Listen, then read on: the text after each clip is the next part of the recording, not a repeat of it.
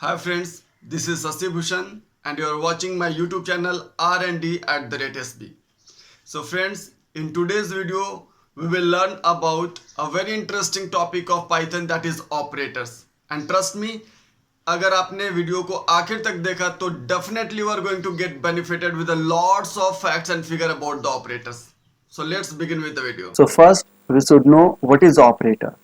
Friends, operators are the special symbols or construct that perform a specific type of operation on operands.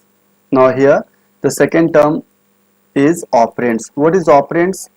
Operands are the data value on which operator perform their task. Okay.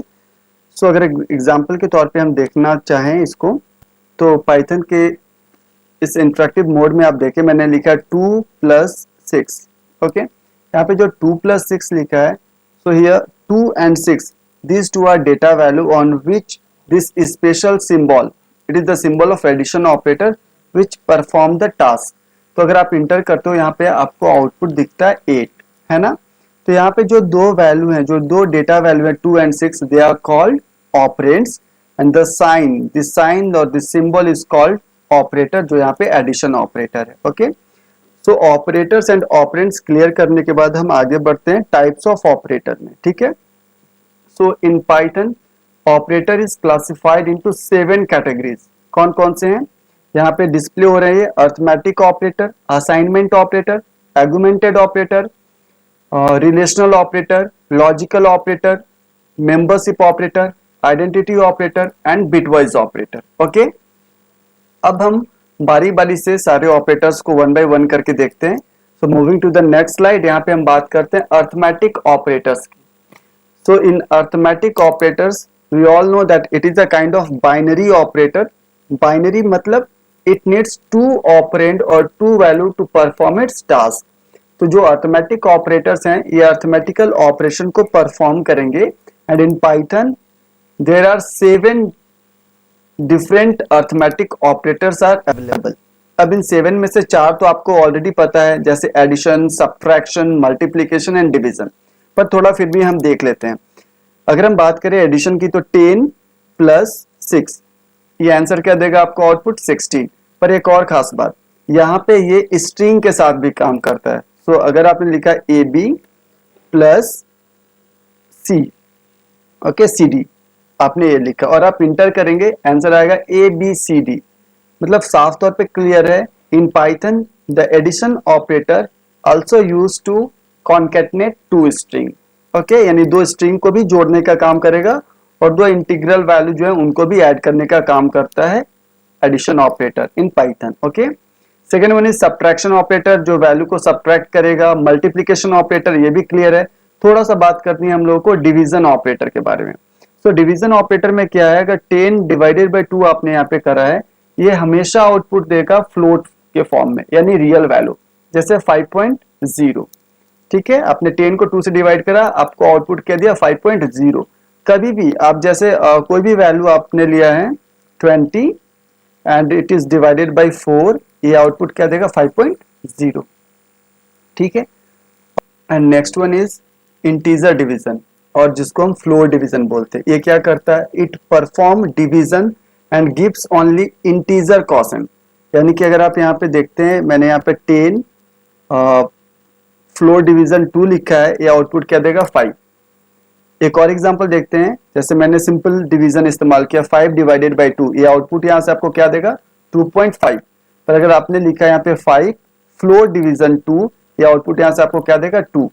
तो याद रखना है यहाँ पे इन दोनों का difference. अक्सर लोग पूछते हैं that what is the difference between division operator and floor division operator. So आपका जो इंटीजर और फ्लोर डिवीजन ऑपरेटर है, ये डिवीजन करने के बाद, यानी after performing division, it gives only integer quotient. ठीक है, एक और छोटा सा इसमें ट्विस्ट करते हैं हम लोग. अगर मैंने यहाँ पे 5.0 लिखा और फ्लोर डिवीजन लिखा, ओके, 5.0 फ्लोर डिवीजन 2, ये आउटपुट क्या देगा? ये देगा 2.0, है ना. यानी ये क्या है यहाँ पे कि ये जो 2 वैल्यूज हैं, 2 ऑपरेंड्स हैं आपके, इन दोनों में से अगर कोई भी वैल्यू फ्लोट नेचर का अगर होता है, तो आपका जो आउटपुट है वो फ्लोट में कन्वर्ट हो जाएगा. पर जो इंटीजर पार्ट है उसके बाद ऐसा नहीं कि 2.5 आएगा, ये 2.0 ही आएगा. क्लियर है? तो ये बात हो गई division and floor division operators की। अब इसके बाद बात करते हैं मॉडुलस ऑपरेटर की। मॉडुलस ऑपरेटर क्या करता है? It gives us reminder.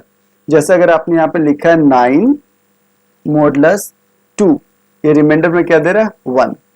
अगर आपने यहाँ पे लिखा है 38 मॉडुलस 12, ये रिमाइंडर में आपको क्या दे रहा है? 2। तो ये जो मॉडुलस ऑपरेटर है सिर्फ और सिर्फ रिमाइंडर देता है। And the last one is exponent operator. Exponent operator क्या है? It calculate exponential power value, यानी a raise to the power b जो हम निकालते हैं वो यहाँ पे एक्सपोनेंट ऑपरेटर के मदद से निकालते हैं। ठीक है, एग्जांपल के लिए देखें, जैसे 2 टू द पावर 3 मुझे निकालना है, हम कैसे लिखेंगे उसे? 2 एक्सपोनेंट ऑपरेटर 3, आउटपुट क्या आएगा यहाँ से? 8। क्लियर है? अब इसके साथ एक खास बात मैं बता दूं, ये जो एक्सपोनेंट ऑपरेटर है इसका प्रेसिडेंस सबसे हाई होता है, यानी कि जितने भी अर्थमेटिक ऑपरेटर्स आप यहाँ देख रहे हैं, टोटल 7 है, इन सब में सबसे हायर प्रेसिडेंस क्या किसका है? एक्सपोनेंट ऑपरेटर का। उसके बाद प्रेसिडेंस किसका आता है? तो multiplication, division, modulus and floor division, ये चारों ऑपरेटर सेम कैटेगरी से बिलोंग करते हैं। और उसके बाद एडिशन एंड सब्ट्रैक्शन ऑपरेटर। तो ये प्रेसिडेंस टेबल हुआ अर्थमेटिक ऑपरेटर्स का ओनली। ठीक है, तो यहाँ पे मैं एक चीज और बता दूं इनकी एसोसिएटिविटी के बारे में। बेसिकली किसी एक्सप्रेशन में अगर आपने यूज किया, जैसे मैंने यहाँ पे लिखा 2 माइनस 4 प्लस 6, अब कोई पूछे यहाँ से इसका क्या आएगा आउटपुट, कैसे इसको हम कैलकुलेट करेंगे, तो यहाँ पे माइनस यानी सब्ट्रैक्शन और एडिशन दोनों ऑपरेटर को यूज करा है, पर दोनों के दोनों जो ऑपरेटर सेम प्रेसिडेंस से बिलोंग करते हैं। ठीक है, सेम प्रेसिडेंस पे हैं, तब यहाँ पे ये डिटरमाइन करना टफ हो जाता है कि हम किस ऑर्डर में इसको एग्जीक्यूट करें, यानी इनका जो ऑपरेशन होगा वो किस ऑर्डर में होगा। तो ऐसे कंडीशंस में जब जो ऑपरेटर हैं वो सेम प्रेसिडेंस लेवल से बिलोंग करते हैं, उस कंडीशन में हम उनके ऑर्डर ऑफ ऑपरेशन को डिटरमाइन करने के लिए प्रेसिडेंस का इस्तेमाल करते हैं। और यहाँ पे प्रेसिडेंस या तो लेफ्ट टू राइट होता है या राइट टू लेफ्ट। सो जितने भी अर्थमेटिक ऑपरेटर हैं उनका प्रेसिडेंस लेफ्ट टू राइट होता है, एक्सेप्ट सिंगल। वो सिंगल कौन सा है? वो 1 कौन सा है? वो है एक्सपोनेंट ऑपरेटर। एक्सपोनेंट ऑपरेटर का जो एसोसिएटिविटी है वो होता है फ्रॉम राइट टू लेफ्ट, और इसके अलावा जितने भी अर्थमेटिक ऑपरेटर हैं उनका एसोसिएटिविटी होता है फ्रॉम लेफ्ट टू राइट। तो ये यहाँ पे सब्ट्रैक्शन और एडिशन है, इनका एसोसिएटिविटी होगा फ्रॉम लेफ्ट टू राइट। इस केस में सबसे पहले माइनस यानी सब्ट्रैक्शन का काम होगा, यहाँ से -2 आंसर आएगा, and that -2 is added with 6, तो आंसर आ जाएगा 4। दिख रहा है आपको? तो इस तरह से हम लोगों ने यहाँ पे काम किया। एक और छोटा सा एग्जांपल अगर मैं आपको दूं, 2 एक्सपोनेंट 3। अब इसको अगर मुझे एग्जीक्यूट करना है तो मैं बस आपको ये वेरीफाई करने के लिए दिया हूं कि हम वेरीफाई करते हैं कि कैसे ये लेफ्ट टू राइट है या राइट टू लेफ्ट है। अगर ये लेफ्ट टू राइट काम करता तो सबसे 2 to the power 2 raise to power 2 निकालता, यानी 2 टू द पावर 2 स्क्वायर जो है, यानी यहाँ से 4 आता, और 4 का क्यूब दैट इज 64 आंसर आ जाता। ठीक है, पर अगर ये राइट टू लेफ्ट में करेगा तो पहले 2 टू द पावर 3 निकालेगा विच इज 8, और फिर अब 2 का पावर 8 यानी दैट इज 256। तो आंसर है आपका 256। यानी ये क्लियर है कि जो आपका एक्सपोनेंट ऑपरेटर है its associativity is from right to left. Clear है यहाँ तक? चलिए moving to the next slide. हम यहाँ पे बात करते हैं असाइनमेंट ऑपरेटर का। असाइनमेंट ऑपरेटर क्या है? तो this operator is basically used to assign the value from right side to left side. इसके नाम से क्लियर है, असाइनमेंट यानी कुछ असाइन करना। तो ये जो ऑपरेटर है ना, असाइनमेंट ऑपरेटर, जिसका साइन आपको दिख रहा होगा ये इक्वल्स टू है ना, ये असाइनमेंट ऑपरेटर जो है ये क्या करेगा? It assign the value from right side to left side, यानी इधर से जो मैंने यहाँ पे दिखाने की कोशिश करी है अपने स्लाइड में, 10 को किस में कॉपी कर रहा है? ए के अंदर। ओके, इसी का थोड़ा एडवांस या अपडेटेड वर्जन है एगुमेंटेड असाइनमेंट ऑपरेटर, जिसके बारे में थोड़ा हम बात करते हैं। यहाँ पे अगर मैंने एक वेरिएबल क्रिएट किया ए के नाम से और इसका नाम दिया, इसके अंदर मैंने स्टोर करा 10, so the value of A is 10। मुझे यहाँ पे क्या करना है? ए में 5 ऐड करना है और वो वैल्यू फिर से ए के अंदर स्टोर करना है। I have to add 5 with a, और जो वैल्यू जो रिजल्ट आएगा उसको फिर से ए के अंदर स्टोर करना है। मैंने ये लिखा और आंसर आपका 15 आ गया, कोई दिक्कत नहीं, सही से काम हो गया। पर ये जो लाइन, ये जो इंस्ट्रक्शन आपको नजर आया a इक्वल्स टू a+5, अगर आप इसको थोड़ा और शॉर्टकट वे में लिखना चाहते हैं, थोड़ा और मॉडिफाइड वर्जन में लिखना चाहते हैं, तो हम इसको कैसे कर सकते हैं, a प्लस इक्वल्स टू 5।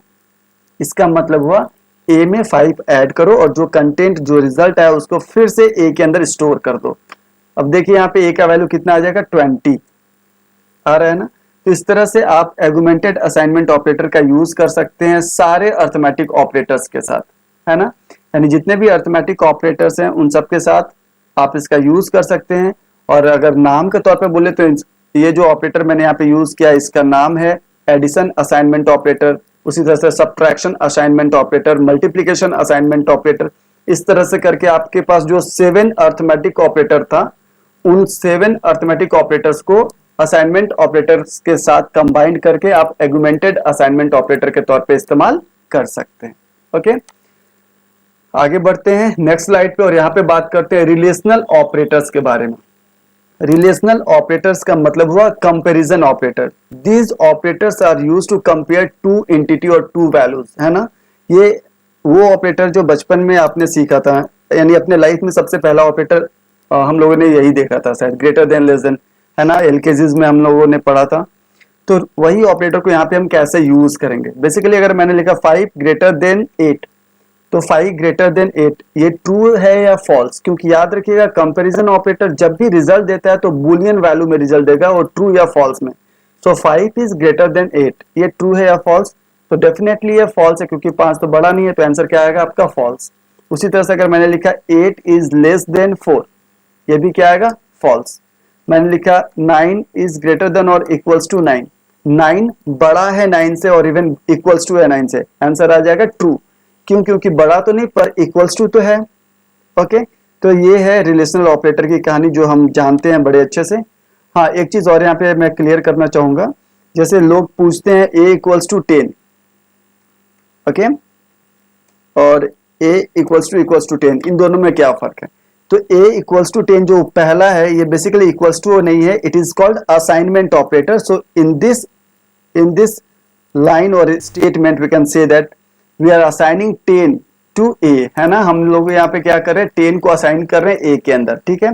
जबकि दूसरा जो आपका इंस्ट्रक्शन है ये, इसमें हम क्या कर रहे हैं, यहाँ पे हम लोगों ने इक्वल्स टू ऑपरेटर को यूज किया है and we tried to compare two values whether the content of a is equals to 10 और नॉट, ठीक है। तो यहाँ पे जो a है उसका कंटेंट तो ऑलरेडी 10 है, अगर आप इंटर करते हो तो आंसर यहाँ से क्या आता है, ट्रू, ठीक है। तो इस तरह से हम लोग रिलेशनल ऑपरेटर के बारे में क्लियर हैं। आगे बढ़ते हैं, moving to the next slide, we have logical operators. In Python we have 3 logical operators and these are and, or and not. Okay, बात करते हैं सबसे पहले एंड से। एंड क्या करता है, the result will be true if both the operands are true, यानी कि एंड के साथ है कि जो आप दोनों इनपुट यहाँ पे प्रोवाइड करेंगे, अगर दोनों इनपुट्स ट्रू होगा तो ये रिजल्ट क्या देगा आपको, ट्रू देगा। ओके, एग्जाम्पल के तौर पे अगर हम यहाँ पे देखें तो अगर मैंने यहाँ पे लिखा 5 greater then 7 and 7 greater than 4, अब यहाँ पे ये जो पहला वाला आपका इनपुट है 5 ग्रेटर देन 7, ये तो फॉल्स है, जबकि दूसरा वाला ट्रू है। एक फॉल्स है, दूसरा ट्रू है, आंसर क्या आएगा आपका फॉल्स। क्यों, क्योंकि एंड के केस में दोनों के दोनों इनपुट अगर ट्रू होंगे तभी ये रिजल्ट में क्या रिटर्न करेगा, ट्रू, अदरवाइज बाकी सारे कंडीशंस में रिटर्न करेगा 0। So the output is true, sorry false. Okay, ठीक इसी तरह से यहाँ पे फिर से हम लोग देख लेते हैं चेक करके, 5 less than 8 and 5 greater then 2, ठीक है। अब यहाँ पे दो कंडीशन है, 5 छोटा है 8 से, ये तो ट्रू हुआ, 5 बड़ा है 2 से, ये भी ट्रू हुआ। जब दोनों इनपुट्स ट्रू हो गए तो ये क्या रिटर्न करेगा, true. So the output is true. तो ये एंड की कहानी हो गई। अब बात करते हैं और की। और बोलता है the result will be true if both और either of operands is true, है ना, यानी दोनों में से एक ऑपरेंट्स भी अगर ट्रू होता है तो ये रिजल्ट में क्या देगा, ट्रू देगा।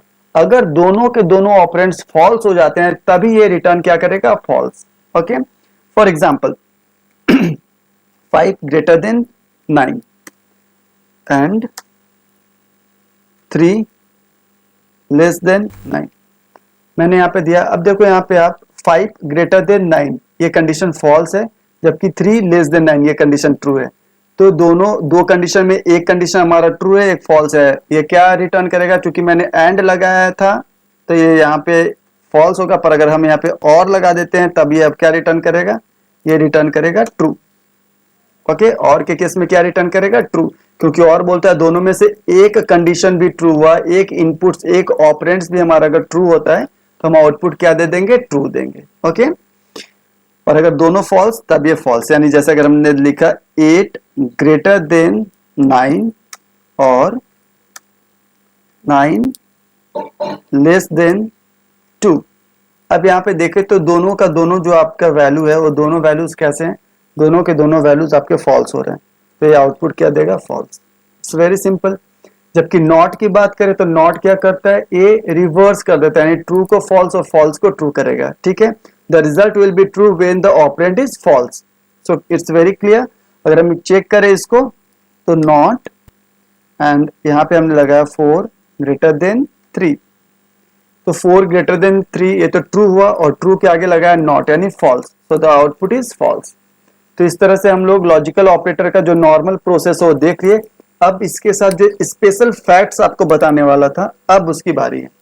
देखिए, अभी तक हम जो ट्रू एंड फॉल्स वाला केस था एंड के साथ, उस पे काम कर रहे थे। पर मैं आपको बता दूं जो एंड ऑपरेटर है वो वैल्यूज पे भी काम करता है। यानी कि अगर आपने यहाँ पे लिखा 5 एंड 9, अब यहाँ पे ट्रू और फॉल्स में रिजल्ट नहीं देगा। जब अगर आपने वैल्यूज डेटा वैल्यूज इस्तेमाल किया है एंड के साथ, तो ये क्या बोलता है कि अगर पहला जो वैल्यूज है, ये जो पहला ऑपरेंड्स आपने 5 लिखा है, ये पहला वैल्यू अगर ट्रू होगा तो जो सेकेंड ऑपरेंड्स है वही इसका फाइनल रिजल्ट हो जाएगा। अब यहाँ पे सवाल उठ रहा होगा आपके मन में, ट्रू कैसे पता चलेगा सर? तो अगर आपने न्यूमेरिक वैल्यू यूज करा है तो जीरो को छोड़ के कोई भी वैल्यू जो होगा वो ट्रू कहलाएगा। आइदर इट इज पॉजिटिव और negative value, it doesn't matter, है ना। वो पॉजिटिव वैल्यू है या निगेटिव वैल्यू है कोई फर्क नहीं पड़ता, वो ट्रू वैल्यू है। अगर वो जीरो नहीं है तो ट्रू है। तो यहाँ पे आप देख पा रहे होंगे 5 तो ट्रू है, तो आंसर क्या आएगा? 9, क्योंकि जो सेकेंड वैल्यू है, सो द आंसर इज 9। पर अगर मैंने पहला वैल्यू 0 दिया है, ठीक है, तब क्या होगा? अगर फर्स्ट वैल्यू आपका फॉल्स हो जाता है तो उस कंडीशन में दूसरे के पास जाएगा ही नहीं, पहला वैल्यू ही आपका आउटपुट दे देगा, दैट इज 0। इस प्रकार से एंड काम कर रहा है। अगर और की बात हम करेंगे तो और में है 9 और 5 मैंने लिखा। और क्या बोलता है? बोलता है दोनों में से एक कंडीशन भी यानी एक वैल्यू भी ट्रू तो आंसर ट्रू, वैसा इसका प्रिंसिपल है। अब उसी को यहाँ पे डिराइव किया गया है। डिराइव क्या किया गया है कि जो 9 है फर्स्ट वैल्यू आपका, ये ट्रू है। जब ये ट्रू रहेगा तो और बोलेगा भाई जब पहला वैल्यू मेरा ट्रू है तो सेकेंड वैल्यू को चेक करने की आवश्यकता नहीं है, no need to check the second operands कि वो ट्रू है या फॉल्स है, क्या वैल्यू है। जैसे ही पहला वैल्यू आपका ट्रू होगा ये रिटर्न कर देगा उसी को, यानी यहाँ पे आउटपुट आ जाएगा 9, सो द आउटपुट इज 9। अगर पहला वैल्यू आपका फॉल्स है, जैसे इस केस में हम देख रहे हैं पहला वैल्यू 0 है यानी फॉल्स है, अगर पहला वैल्यू आपका फॉल्स है तब आउटपुट है सेकेंड वैल्यू को देगा यानी कि 5। क्लियर है? ओके, अभी सेम इसी कॉन्सेप्ट को स्ट्रिंग के साथ भी यूज कर लेते हैं। यानी अगर मैंने लिखा है ABC और यहाँ पे एंड लगाया हुआ है और यहाँ पे दे दिया है Z, अगर कोई आपसे आउटपुट पूछता है इसमें आउटपुट क्या होगा? Yes, definitely the output is Z। क्यों? क्योंकि ABC जो है वो ट्रू वैल्यू है, स्ट्रिंग के साथ जो एम्प्टी वैल्यू होता है, एम्प्टी स्ट्रिंग है, वो आपका फॉल्स में काउंट करा जाता है। तो ABC एक ट्रू वैल्यू है, तो जो भी सेकेंड वैल्यू होगा वही इसका आउटपुट हो जाएगा। अगर मैंने यहाँ पे लिखा AB और फिर मैंने यहाँ पे दिया एंड और यहाँ पे एम्प्टी स्ट्रिंग, अब इस कंडीशन में आउटपुट क्या होगा? एम्प्टी स्ट्रिंग, क्योंकि पहला वैल्यू आपका ट्रू है तो जो कुछ भी वैल्यू होगा सेकेंड वाले का वही आएगा। पर अगर पहला वैल्यू मैंने यहाँ पे एम्प्टी करा है, अब आप बताएंगे कि आउटपुट क्या होगा। पहला वैल्यू अगर एम्प्टी है तो आउटपुट क्या होगा? एंड के केस में मैंने पहले ही बोला अगर फर्स्ट वैल्यू आपका फॉल्स हो जाता है तो सेकंड के पास नहीं जाता, उसी को रिटर्न कर देगा, सो the output is empty value. Clear है? अब सेम इसी चीज को हम और के साथ भी देख लेते हैं। यानी अगर हमने लिखा ABC और Z, so the output is ABC, क्योंकि और के केस में ये बोलता है फर्स्ट वैल्यू अगर हमारा ट्रू है तो हम सेकंड के पास नहीं जाएंगे, फर्स्ट वैल्यू को ही रिटर्न कर देंगे, तो आउटपुट हो गया ABC। ठीक है, अगर पहला वैल्यू मेरा एम्प्टी है यानी कि फॉल्स है है ना। अगर पहला वैल्यू आपका फॉल्स है तब ये जाएगा सेकेंड वैल्यू के पास, यानी कि z। अगर दोनों वैल्यू मेरा फॉल्स है तब बताओ क्या होगा। ऐसे कंडीशन में दोनों फॉल्स है तो कोई इश्यूज नहीं है, कॉन्सेप्ट वही रहेगा। पहला वैल्यू फॉल्स है तो दूसरा वैल्यू आउटपुट हो जाएगा। दूसरा वैल्यू क्या है आपका, एम्प्टी, तो एम्प्टी होगा। Is it okay? बहुत सिंपल तरीके से इसको समझाया है और आई थिंक आपको समझ में भी आया होगा। अब चलते हैं हम लोग अगले स्लाइड्स की ओर। अगला स्लाइड्स में हम बात करेंगे membership operator. In Python there is a special operator that is called membership operator, जो ये चेक करता है that whether this value or variable belongs to the same sequence or collection of value or not. यानी अगर आप यहाँ पे चाहते हैं ये चेक करना किसी भी वेरिएबल को या किसी वैल्यू को कि वो इस सीक्वेंस या इस सीरीज से बिलोंग करता है, यानी उसका मेंबर है कि नहीं, ये काम करने के लिए पाइथन ने मेंबरशिप ऑपरेटर्स करके दो ऑपरेटर दिए हैं। These are in and not in. अब इनका यूज देख लेते हैं कैसे काम करते हैं। ओके, तो अगर हम यूज की बात करें यहाँ पे तो मैंने ए लिखा, ए इन, ए इन कुछ भी ऐसे ऐसे दे दिया, एक स्ट्रिंग बना दिया। ठीक है, अब इस स्ट्रिंग के अंदर ये ढूंढेगा कि वेदर ए इज प्रेजेंट और नॉट। ये जो इन ऑपरेटर है ये जो रिटर्न करेगा आपको आउटपुट, ये ट्रू और फॉल्स में करेगा। अगर ये ए मिलता है यानी ये मेंबर होता है इस गिवन स्ट्रिंग का, तो ये आंसर देगा ट्रू, अदरवाइज फॉल्स। तो आप इसमें ध्यान से देखिए, यहाँ पे मैंने ए दिया हुआ है तो इसका पार्ट है, इसलिए जैसे ही मैंने इंटर की प्रेस किया ये आउटपुट क्या देगा, ट्रू। ठीक है, पर अगर मैंने ऐसा लिखा ए इन और यहाँ पे हमने दे दिया MNOBC, ठीक है ये चीज, अब इसमें ए तो है नहीं तो आंसर क्या देगा, false. So this is about the in operator. ये मेंबरशिप ऑपरेटर जो काम करेगा कि किसी भी वैल्यू को आइडेंटिफाई करेगा, चेक करेगा weather this value is the part of the given string और नॉट। एक छोटा सा एग्जांपल दिखा रहा हूं जहां पे लोग अक्सर कंफ्यूज कर जाते हैं, जैसे 2 इन 1 2 3 4 5 6। इसमें अब लोग क्या कहते हैं कि यहाँ पे तो 2 जो है वो प्रेजेंट है इस गिवन वैल्यूज में, तो यहाँ पे तो आंसर ट्रू आना चाहिए। पर अगर आप इंटर की प्रेस करोगे तो आपको यहाँ पे ट्रू और फॉल्स की जगह एरर मैसेज आएगा। क्यों एरर आएगा? बिकॉज ये जो आपने यहाँ पे लिखा है ना 1 2 3 4 5 6, it is not a sequence, it is not the collection of value, ये सिंगल इंटीजर वैल्यू है। और जो इन ऑपरेटर एक सेक्वेंस पे काम करता है, कलेक्शन ऑफ वैल्यूज पे काम करता है, तो इसलिए यहाँ पे एरर मैसेज आएगा, क्योंकि ये हमेशा काम करेगा पर तब काम करेगा जब ये सीक्वेंस ऑफ वैल्यू है। जैसे एक और एग्जांपल मैं बता दूं, 10 इन, यहाँ पे मैंने एक लिस्ट बनाया हुआ है 20, ओके, सो एक लिस्ट मैंने यहाँ पे बनाया हुआ है और इस लिस्ट के अंदर में हम यूज करने वाले इन ऑपरेटर को। ठीक है, 10 इन द गिवन लिस्ट, तो ऑब्वियसली ये नजर आ रहा है 10 इस लिस्ट का पार्ट है, तो यहाँ से आंसर क्या आना चाहिए, ट्रू। दिख रहा है ट्रू। तो इस तरह से हम इन का इस्तेमाल करेंगे और इन का जस्ट रिवर्स है नॉट इन। ओके, क्लियर है यहाँ तक, कोई दिक्कत नहीं। आगे बढ़ते हैं, moving to the next slide, we have identity operator. So what about the identity operator? It returns true if two variable point the same object, है ना। यानी कि ये जो इज ऑपरेटर है, जो आइडेंटिटी ऑपरेटर है, क्या करता है, ये वेरीफाई करता है कि क्या दो वेरिएबल सेम मेमोरी लोकेशन को रेफर कर रहे हैं या नहीं। फॉर एग्जांपल ये थोड़ा सा स्पेशल है, इसमें कुछ स्पेशल फैक्ट्स पे भी हम लोग नजर रखेंगे, तो जरा देखते हैं इसका प्रैक्टिकल अप्रोच। मैंने a इक्वल्स टू 10 लिखा है, ठीक है, और मैंने b इक्वल्स टू भी 10 लिखा है। अभी मैं यहाँ पे करूँ a equals to b, answer आ जाएगा ट्रू, क्योंकि a और b दोनों सेम वैल्यू को कंटेन करे हुए 10 10। और मैं लिखूँ a इज b, अगर ये करूँ तो भी आंसर आपका आएगा क्या, ट्रू। क्लियर है, कोई दिक्कत नहीं। रीजन क्या है, क्योंकि a और b 10 को रेफर करे और 10 सेम मेमोरी लोकेशन पे है।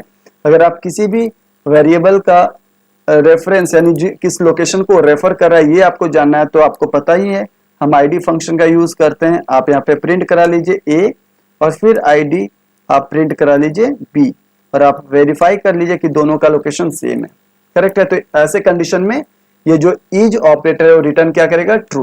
ओके, पर अब इनमें थोड़ा सा चेंजेस जो आने वाले हैं अब उसके बारे में मैं बोलने वाला हूँ। सो थोड़ा सा फोकस अपना बढ़ाएंगे, आप देखेंगे मेरा नेक्स्ट इंस्ट्रक्शन इसमें है, मैंने लिखा a इक्वल्स टू 1 2 3 4 5 6 7 8 9, ठीक है। इंटर की प्रेस किया, फिर मैंने बी बनाया और उसके अंदर भी 1 2 3 4 5 6 7 8 9, देखिए ए और बी दोनों के अंदर में सेम वैल्यू स्टोर किया। अगर विश्वास नहीं है तो मैं इक्वल्स टू ऑपरेटर लगा दे रहा हूं, देखिए रिटर्न करेगा ट्रू, यानी ए और B both are same, equal है, करेक्ट है। अब मैं ये वेरीफाई करने की कोशिश करता हूं क्या दोनों सेम मेमोरी लोकेशन को रेफर कर रहे हैं, यानी ईज ऑपरेटर, आइडेंटिटी ऑपरेटर को यूज कर रहा हूं, ए इज बी, और आंसर यहां से क्या आएगा, फॉल्स। देखिए फॉल्स, चौंक गए होंगे आप, सर ये कैसे हुआ। तो मैं बता दूं, जब भी आप एक बड़े इंटीजर वैल्यू को स्टोर करने की कोशिश करते हैं तो आपका जो पाइथन का इंटरप्रेटर है ना, उसे मेमोरी के दूसरे लोकेशन पे स्टोर करता है। इस वजह से दोनों जो वेरिएबल है वो दो लोकेशन को रेफर कर रहे हैं, है ना। ईज तो तब ट्रू देता है जब both the variable referring the same memory location. तो ऐसे कंडीशन में, यानी जब आप बड़े इंटीजर वैल्यू के साथ काम करेंगे तो वहां पे ईज ऑपरेटर उनको फॉल्स रेफर करेगा। साथ ही साथ फ्लोट के साथ, फ्लोट अगर मैंने बनाया a इक्वल्स टू 0.3, छोटा सा वैल्यू लिया, ठीक है, b इक्वल्स टू 0.3 ले लिया, इक्वेट भी कर लो आप, a इक्वल्स टू b करोगे आंसर ट्रू आ जाएगा, पर अगर आप a इज b करेंगे तो आंसर फॉल्स आएगा। यानी साफ तौर पे क्लियर है कि जब भी आप फ्लोटिंग पॉइंट वैल्यूज के साथ काम करेंगे तो हमेशा याद रखिए फ्लोटिंग पॉइंट वैल्यूज अलग अलग लोकेशन पे बनते हैं, इसलिए हमेशा इज यहाँ पे क्या देगा, फॉल्स। साथ ही साथ बात करते हैं स्ट्रिंग के केस में, यानी अगर हमने एक स्ट्रिंग बनाया a और यहाँ पे मैंने अपना नाम इनपुट कराया SHASHI, ये तो मैंने स्टोर कर दिया। अब मैं यूजर से यानी फ्रॉम द कंसोल हम एक कोई भी स्ट्रिंग को इनपुट कराएंगे, कैसे करेंगे, b equals to input operator और फिर मैंने यहाँ पे लिखा इंटर योर नेम, ओके। चलिए अभी जैसे हम इंटर करेंगे, सॉरी फिर से कर लेते हैं, b इक्वल्स टू इनपुट और डबल कोट्स में मैंने लिखा inter your name, okay okay done, और मैंने इंटर किया। जैसे इंटर किया आपको यहाँ पे आ गया अपना नाम डालने के लिए, है ना। अब मैंने यहाँ पे लिखा SHASHI शशि, ओके, इंटर कर दिया। अब जैसे ही मैंने ये काम किया आप देख पाएंगे यहाँ पे कि ये जो शशि है वो इसमें स्टोर हुआ। अगर मैं दिखा दूं ए के अंदर और इवन बी के अंदर, दोनों के अंदर वैल्यू सेम है, ए में भी शशि है, बी में भी शशि है, पर अगर मैं यहाँ लिखता हूँ ए इज बी, ये आंसर आ जाएगा फॉल्स। यानी स्ट्रिंग के केस में भी जब आपको स्ट्रिंग कंसोल से इनपुट लेते हैं उस कंडीशन में भी ये दोनों मेमोरी के अलग अलग लोकेशन पे सेव होते हैं, स्टोर होते हैं, okay. So it is facts about the is operator और आइडेंटिटी ऑपरेटर। इसका जस्ट अपोजिट है is not, okay. So is not क्या करता है, it returns false if two variable points the same object, ठीक है। चलिए आगे बढ़ते हैं नेक्स्ट स्लाइड में, and we have bitwise operator. ये थोड़ा सा स्पेशल इसलिए क्योंकि बहुत लोगों को इसमें कंफ्यूजन होता है, मैं पहले क्लियर कर दूं। बिटवाइज ऑपरेटर इस्तेमाल कहां पे होते हैं, जहां पे आपको बीट लेवल प्रोग्रामिंग करना है ना, बिटवाइज वहां पे यूज होते हैं। बीट लेवल कहने का मतलब 0 और 1 में, है ना। 0 और 1 जो बीट्स है, अगर आपको उस पर प्रोग्रामिंग करना है, उस पर कैलकुलेशन करना है, वहां पे हम बिटवाइज ऑपरेटर का यूज करते हैं। तो पहले मैं बताऊं आपको a इक्वल्स टू, ओके, आ जाते हैं पाइथन सेल में, क्योंकि प्रैक्टिकली यहाँ पे हम देखेंगे a इक्वल्स टू मैंने 5 लिखा है, ओके। 5 को अगर मुझे 5 पे बिटवाइज ऑपरेटर यूज करना है तो सबसे पहले आपको ये जानना होगा कि 5 को बाइनरी में कैसे लिखते हैं। तो इसके लिए बीन फंक्शन को मैंने यूज किया और a लिखा। अब आपको 101 दिखेगा, यस, 0b 101, 0b जो है ये तो बाइनरी वैल्यूज है तो प्रीफिक्स हमेशा 0b रहेगा ही। उसके बाद जो आपको 101 दिख रहा है, दिस इज योर वैल्यू। ठीक उसी तरह से b है, b के अंदर मैंने 4 डाला और b का बाइनरी होगा b, यस, का बाइनरी क्या होगा 100, ठीक है, 4 का 100 हो गया। ये दोनों बाइनरी आपको नजर आ रहे होंगे, 5 का है 101, 4 का है 100।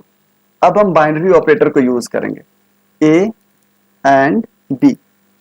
ये बाइनरी ऑपरेटर क्या करता है, एक्सट्रीमली सॉरी, बिटवाइज ऑपरेटर।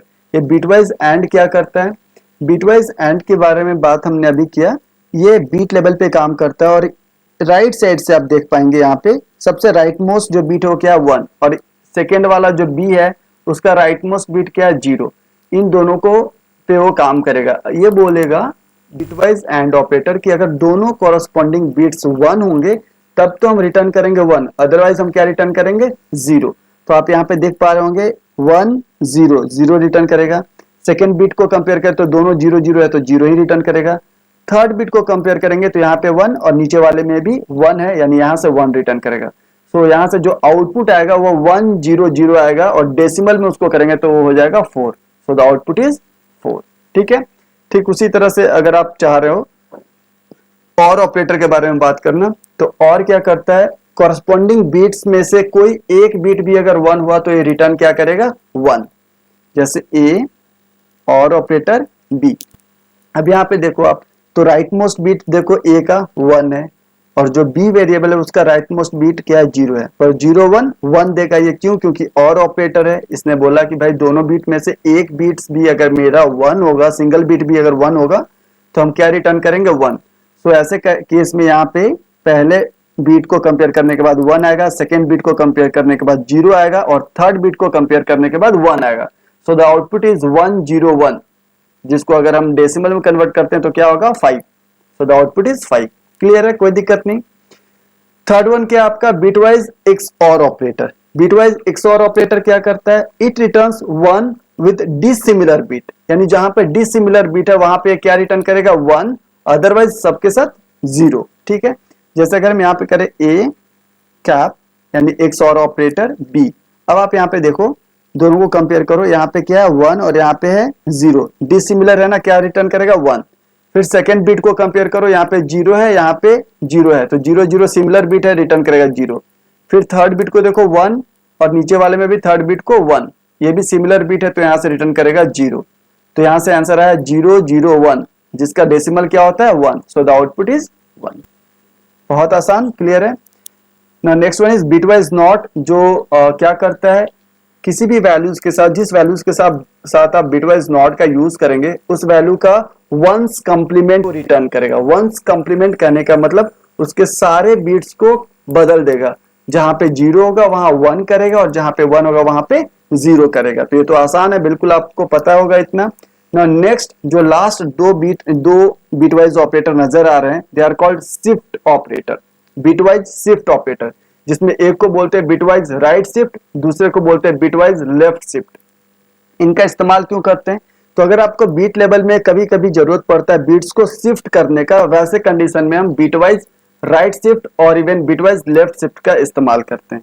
तो सबसे पहले यहाँ पे हम बिटवाइज राइट शिफ्ट का यूज करेंगे और ध्यान से देखेंगे, मैं यहाँ पे आपको बताने वाला हूँ छोटा सा लॉजिक, जिसकी वजह से आप बहुत आसानी से कोई भी एक्सप्रेशन जो बिटवाइज शिफ्ट पे बना हुआ है उसको सॉल्व कर पाएंगे। ओके, और ये बहुत इंपॉर्टेंट है क्योंकि मैंने अक्सर नोटिस करा है कि प्लेसमेंट के दौरान और इवन गेट्स के पेपर में ये जो बिटवाइज ऑपरेटर का एक्सप्रेशन है वो इवेलुएट करने को आता ही आता है। ठीक है, तो चलते हैं सबसे पहले हम लोग राइट शिफ्ट ऑपरेटर की तरफ। ये राइट शिफ्ट ऑपरेटर कैसे काम करेगा उसके बारे में पहले बात करते हैं। तो राइट शिफ्ट में बेसिकली क्या है कि it shift the bits from the number to the right and fill 0 on wide left, यानी कि जब भी अगर आप कोई बिटवाइज शिफ्टिंग करते हैं, अगर आपने वहां पे राइट शिफ्ट करा है तो जितना भी बिट्स आप शिफ्ट करोगे राइट में, तो लेफ्ट का जो बिट ब्लैंक बचेगा ना उसको किससे फिल करेगा, ये 0 से करेगा। ठीक है, जैसे मैंने यहाँ पे ए इक्वल्स टू 10 लिखा है, करेक्ट है, ए का वैल्यू है 10।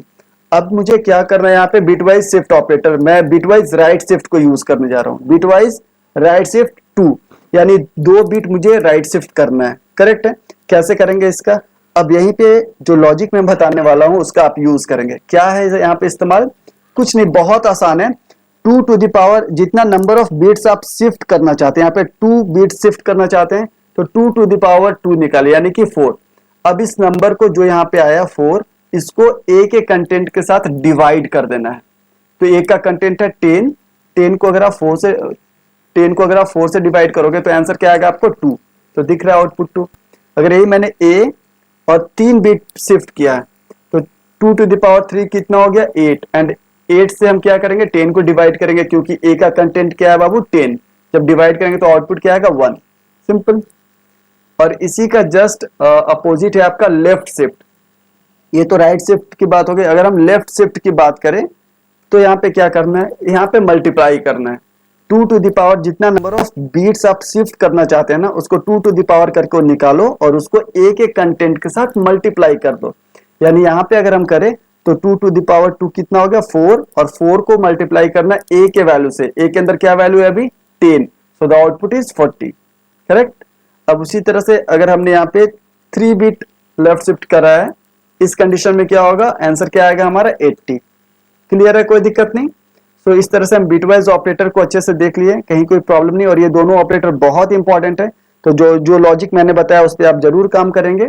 नाउ नेक्स्ट स्लाइड में अगर हम बात करें तो, और इस लास्ट स्लाइड में हम लोगों ने देखा पाइथन ऑपरेटर प्रेसिडेंस। ये बहुत इंपॉर्टेंट है क्योंकि किसी एक्सप्रेशन में जब एक से ज्यादा ऑपरेटर्स जुड़े होते हैं तो वहां पे हमें प्रॉब्लम होता है ये डिटरमाइन करने में कि किसका काम पहले करे, यानी ऑर्डर ऑफ ऑपरेशन, किस ऑपरेटर का ऑपरेशन पहले होगा। तो उस गुत्थी को सुलझाने के लिए, उसे डिटरमाइन करने के लिए कि कौन सा ऑपरेटर का काम हम पहले करेंगे, आपको हमेशा ये जो प्रेसिडेंस टेबल है ये हमेशा अपने जहन में रखना होगा, इसको हमेशा याद रखना होगा, ये बहुत इंपॉर्टेंट है। तो आप प्लीज एक स्क्रीनशॉट ले लीजिए इसका, ताकि फर्दर इन फ्यूचर आपके लिए हेल्पफुल होगा। सो फ्रेंड्स, होपफुली आपको मेरा वीडियो पसंद आया होगा, तो मेरे वीडियो को लाइक करें, चैनल को सब्सक्राइब करें। जय हिंद।